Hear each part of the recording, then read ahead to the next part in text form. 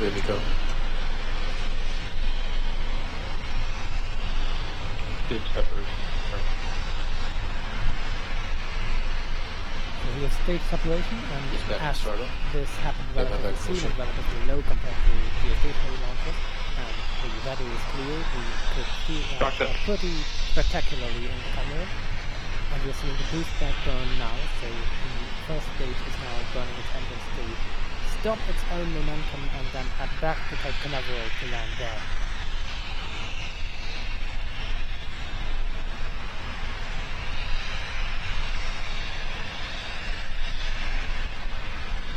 This is a live view of the second stage engine, which is now still burning on to reach its actual destination orbit, and you could just see the fairing that was separated as we actually left the atmosphere. There was no longer any need for aerodynamic shape or protection of the payload, so the fairing was dead as the second stage kept accelerating and got behind the second stage, you can see it. On the left side we have a live stream from the first stage, which is firing its nitrogen RCS cold gas thrusters to turn around and vacuum. The grid fins now deploying, though at this point still relatively pointless because it hasn't entered the atmosphere yet, but as soon as it enters the atmosphere, these will help guide the rocket down to the landing pad to save on fuel for the reaction control system, which is currently turning the rocket around.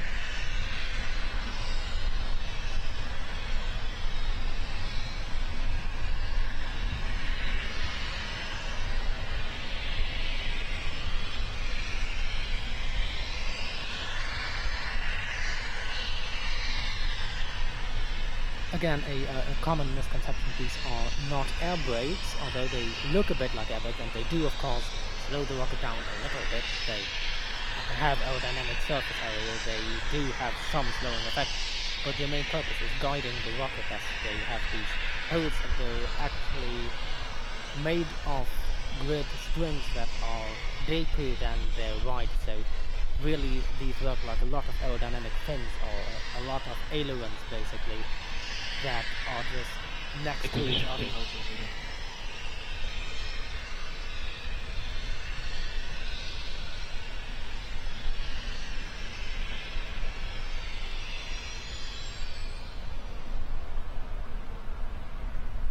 And the Falcon 9, of course, although it's not a winged vehicle, it does have some aerodynamic surface. It's a cylinder. It does prefer traveling along its axis. Signal. So you can use these fins to slightly turn it, and you can use that to make tiny corrections.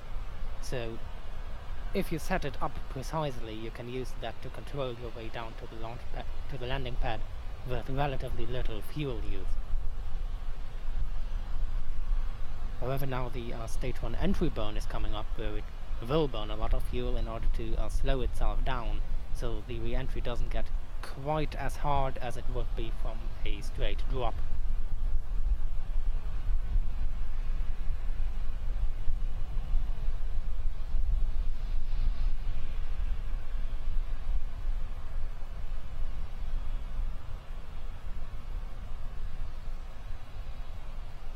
Stage 1 entry for startup.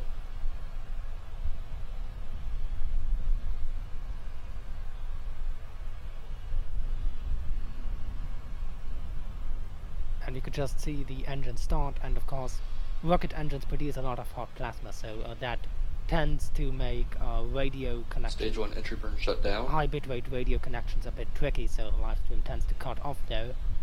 But the rocket is actually relatively safe from that exhaust itself, because it is heading down at a high velocity, and Stage 2 performance by definition, actually, it's really basic physics.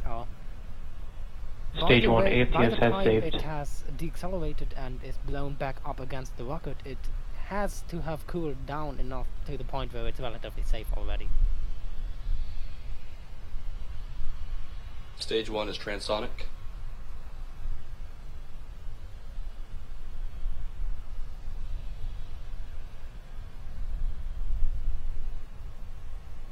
Landing burn startup.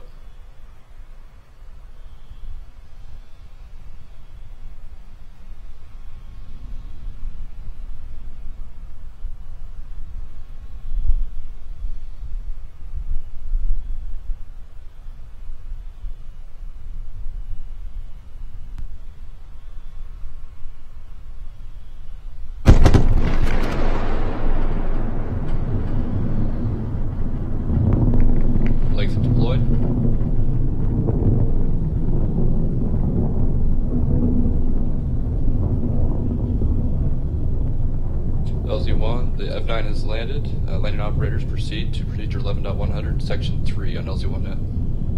And we have a successful landing with pretty spectacular live footage from the rocket and the pad. You did get to hear that triple sonic boom of